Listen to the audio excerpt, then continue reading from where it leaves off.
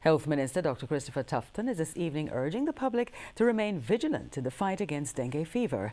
His call comes even as he insists the country does not have a dengue outbreak. More on this report from TVJ's Andrew Laidley.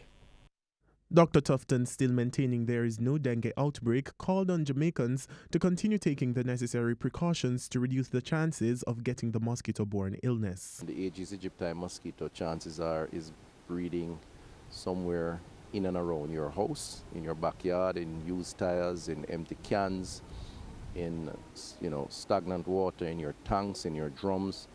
There are some basic precautions that can be taken, covering these things, punching holes in the tires. Do a basic inspection, because the data shows that most of the breeding takes place in and around the home. The health minister said there were no increases in the number of suspected and confirmed cases of dengue fever or its more dangerous variant, dengue hemorrhagic fever. He, however, said the government continues to take the issue seriously. We are extending opening hours for health centers in the affected areas. We have identified 300 or so vulnerable communities or locations where breeding tends to be higher for the Aedes aegypti mosquito.